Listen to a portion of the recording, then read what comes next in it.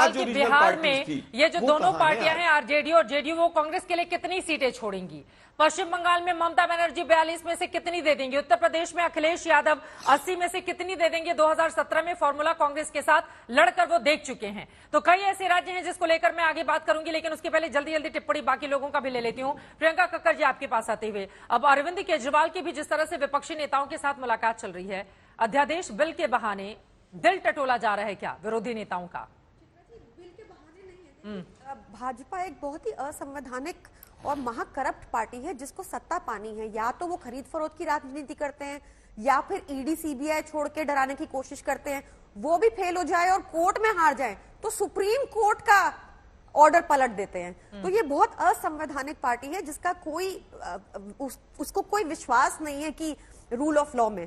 तो बहुत जरूरी हो जाता है ऐसी पार्टी को हराना, क्योंकि कांग्रेस के साथ मिलकर ऐसी पार्टी को हराना, देखिए वो क्या बनता है, क्या जोड़तोड़ होती है, वो अभी अगर इस अध्यादेश में, जैसे कांग्रेस एमसीडी चुनाव में तो वॉकआउट कर गई थी, पर इस अध्यादेश में इसके खिलाफ जब ये बिल के रूप में प्रस्तुत होता है राज्यसभा में, तब देखा जाएगा, वो सेमीफाइनल गिना जाएगा कि क्या रूप लेता है। तो वहां तक वेट करना पड़ेगा। अंदर खाने क्या बातें चल रही हैं? आम आदमी पार्टी कांग्रेस के बीच नीतीश कुमार क्या सेतु का काम कर रहे हैं? क्या बातें, इधर की बात उधर, उधर की बात इधर, दोस्ती बढ़ाई जाए? अंदर खाने कोई बात नहीं चल रही। देखिए सब कुछ बड़ा पब्लिक है। कांग्रेस को भी 2014 का भी रिजल्ट देखना होगा लोकसभा का, 2019 का भी रिजल्ट देखना होगा लोकसभा का, देखना होगा कि रीजनल पार्टीज ने कैसे परफॉर्म किया है, और एक व्यक्ति विशेष के लिए लड़ना है या डेमोक्रेसी बचाने के लिए लड़ना है, ये कांग्रेस को सोचना होगा। कांग्रेस अभी समर्थन करेगी या नहीं करेगी, ये स्टैंड क्लियर नहीं है अभी अध्यादेश को लेकर। आलोक जी, इस सवाल का जवाब दीजिएगा। लेकिन प्रियंका, एक सवाल और जल्दी से मन में आ रहा है, अगर कांग्रेस और आम आदमी पार्टी दोनों मिल भी जाती हैं, दिल्ली की 7 सीटों की मैं बात कर लूं, पूरा का पूरा आंकड़ा आज मैंने रिसर्च किया, उसमें मैंने देखा कि हर एक सीट पर कोई भी एक ऐसी सीट राजधानी दिल्ली की नहीं है जहां पर बीजेपी का वोट शेयर आप दोनों को मिलाकर ज्यादा नहीं हो। तो फिर दोनों के मिल जाने से भी 2019 में उनके ऊपर कोई असर नहीं पड़ा था, अगर दोनों को जोड़ भी लेंगे तो? वो टाइम और था चित्रा जी, आज टाइम और है। अब हमारे पास एक ट्रैक रिकॉर्ड है, हमने काम करके दिखाया है। बीजेपी एमसीडी में भी हार चुकी है, बीजेपी 3 बार लगातार विधानसभा में भी हार चुकी है। वो जमाना और था, अब जमाना और है। तो उसी हिसाब से कांग्रेस के साथ मिलकर बीजेपी को हराएंगे? नहीं, ऐसा अभी कुछ भी डिसाइडेड नहीं है। Don't put words in my mouth Chitra ji. तो जैसा कहा कि सेमीफाइनल की वेट कीजिए। अगर ये बिल अध्यादेश का विरोध करती है कांग्रेस, इनका कोई औपचारिक बयान आने दीजिए, उससे बहुत कुछ क्लियर हो जाएगा। औपचारिक बयान में इतना इंतजार क्यों है अध्यादेश को लेकर? फिर उसके बाद सुधांशु जी इस पर जवाब दीजिएगा आप। अध्यादेश पर क्या है स्टैंड कांग्रेस पार्टी का? अभी जुम्मे 4 दिन पहले तो जुम्मे 4 दिन पहले तो कर्नाटक में कांग्रेस के खिलाफ लड़ रहे थे। इनके राघव चड्ढा पिछले 4 साल से कह रहे हैं कांग्रेस खत्म हो गई। तो हमारे औपचारिक बयान का क्यों इंतजार कर रहे हैं? 3 काले कानून आए तो सबसे पहले मोदी जी के पिछवाड़े खड़े होकर आपने अपनी विधानसभा में पास कर दिए। इसी विधानसभा में राजीव जी गांधी जी को जिनके शरीर के चुथड़े हो गए, उनका भारत रत्न वापस होना चाहिए। कांग्रेस की तरफ क्यों देख रहे हैं आप लड़िए ना, आप तो सब तिहाड़ से लड़ ही लेंगे चुनाव। अभी आपकी एक्सपायरी डेट आ जाएगी 2024 के बाद, चाहे हमारी सरकार आए चाहे मोदी जी की सरकार आए, ये समझ लीजिएगा। 18 स्टेट्स में आप 0 रहे हैं, उत्तर प्रदेश में 80 की बात नहीं है, और उस 0 में मैं उत्तर प्रदेश नहीं गिन रही, की बात नहीं है। सीट आ गई।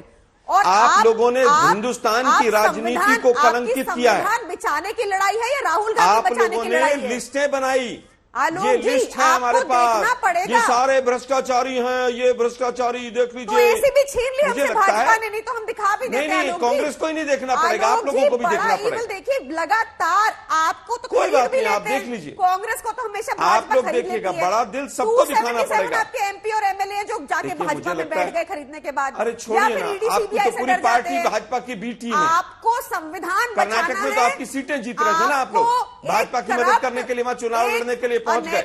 गोवा में 2 बार बीजेपी की मदद करने गए, राहुल गांधी पंजाब में गए, पंजाब में पूरा यही काम किया आप लोगों ने, पूरा आतंकवाद को बढ़ावा दे दिया पंजाब में आपने। कैसे 18 एक स्टेट जीतने के बाद आप में इतना घमंड आ गया? गुजरात में तो आपकी सरकार बन रही थी ना, बीजेपी की मदद करने के लिए वहां पर पहुंच गए आप लोग। रीजनल पार्टीज को हमें घमंड नहीं, हम वास्तविकता बता रहे हैं। अन्ना हजारे की पीठ पर बैठकर आपने पूरे देश को, अरे भाई अन्ना हजारे की एरोगेंस नहीं है, मैं वास्तविकता बता रहा हूं आपको। मैं भी वास्तविकता आम आदमी पार्टी ने बीजेपी को जितनी मदद पहुंचाई है, किसी पार्टी ने नहीं पहुंचाई। आलोक जी, और आगे भी पहुंचाएंगे आप लोग, इसीलिए हम आपसे रहे बचते हुए चलते हैं। आपकी हज कमेटी समझ लीजिए बात को, बीजेपी द्वारा कहाँ साठ-गांठ चल रही है? हमने कोई ऐसी बात है तो अरे भाई वॉकआउट करके क्या करते? क्यों नहीं, आपने हमारे वॉकआउट किया? इतने क्यों नंबर आपने नहीं समर्थन नहीं दिया अगेंस्ट बीजेपी? खक्कड़ जी, आप हमारे इस नंबर बात- इतने नहीं थे। आप प्रियंका जी, हमारे नंबर इतने नहीं थे कि उससे कोई भी किसी तरह का निर्णय होता। आप इस बात का घमंड मत रखिए कि कर्नाटक में गोवा पहुंचेंगे, जहां जहां सरकार हमारी आनी होगी, पार्टी केजरीवाल वहां पर जो जगह पर चुनाव लड़ेंगे। कमेटी समझ में आ गया आलोक जी और प्रियंका जी, मतलब नीतीश कुमार कितनी भी मेहनत कर ले, विपक्षी एकता की पोल यहीं पर खोलते हुए नजर आ रही है। फिर कैसे लड़ेंगे आप लोग बीजेपी के खिलाफ? यही तो सबसे बड़ा सवाल है। पर्सनल राय दे दीजिए आलोक जी, उसके बाद बाकी 3 मेहमान बीजेपी के साथ है चित्रा जी, ये बीजेपी के साथ है तो बीजेपी के लोग कहा जा रहा है नीतीश कुमार मैसेंजर का काम कर रहे हैं, अरविंद केजरीवाल से मुलाकात करके खड़गे जी से मुलाकात छीन ली उन्होंने। आप कह रहे हैं हम उनके साथ हैं। अब सुधांशु जी ये देखकर तो वैसे ही खुश हो जाएंगे आप। विपक्षी एकता की पोल यहीं पर खोल रही है सुधांशु जी। विपक्षी एकता नहीं है, देखिए दोनों ही लोग जो बात कह रहे थे, मैं तो सिर्फ ठीक है चित्रा जी, गलतफहमी है लोगों को। ठीक है देखिए आलोक जी जो बात कह रहे हैं, पहले तो मैं प्रियंका जी की बात का उन्होंने कहा 3 बार भाजपा विधानसभा में हारी है, तो ये मैडम 2013 में शीला दीक्षित जी हारी थी कि भाजपा हारी थी? खैर कोई बात नहीं। और जो आलोक जी कह रहे थे कि ये हमारे साथ हैं, तो ये बताइए इनकी पालकी ढोकर सत्ता की दहलीज पहली बार किसने पार कराई थी? कांग्रेस ने तो पार कराई थी। जब 32 हमारे थे, बहुमत हमें मिला था, सबसे बड़े दल हम थे, 28 इनके थे, 8 आपके थे, तो आपके 8 लोगों ने अपने कंधे पे पालकी ढोई, सत्ता की दहलीज पार कराई। अब ये ठीक है, उसके बाद इन्होंने ऐसा काम किया। और प्रियंका जी कह रही है संवैधानिक विषयों की बात, ये तो वो पार्टी है जिसने सीए एनआरसी पे अगेंस्ट में प्रस्ताव पारित कर दिया। मतलब संसद में पारित प्रस्ताव के विरुद्ध कोई विधानसभा प्रस्ताव पारित कर सकती है, वो भी वो विधानसभा जिसे कि पूर्ण राज्य का दर्जा न प्राप्त हो। एक एक करके बोलिए, आप लोग बोल चुके अपने टर्न पे। और दूसरा, इतना ही नहीं, नागरिकता तो राज्य का विषय ही नहीं है, उस पर प्रस्ताव पारित करने वाले आके संवैधानिकता की दुहाई देते हैं और कुछ नहीं है। चित्रा जी, मैं पहले भी यह बात कह चुका हूं कि इस तथाकथित विपक्षी एकता में एक शब्द है जो आलोक जी के मुंह से निकला, ये निगेटिव सेंटीमेंट पे चुनाव होगा। निगेटिविटी और नकारात्मकता पर चली हुई कोई चीज आज तक अपनी परिणति पर नहीं पहुंची है। इवन 1977 में भी, जिसमें हम भी शामिल हो गए थे जनता पार्टी में, इंदिरा जी को हटाने, यद्यपि उनके सारे कार्य नकारात्मक थे, पर मुद्दा सिर्फ इंदिरा गांधी को हटाना था और 2 साल में मामला बिखर गया था। तो अटल जी ने जो पंक्ति लिखी थी वो आज आपके इस डिबेट पे बिल्कुल साफ दिख रही है। अटल जी का बड़ा प्रसिद्ध गीत था ना, गीत नया गाता हूं, वो तो बाद में लिखा, पहले उन्होंने लिखा था गीत नहीं गाता हूं।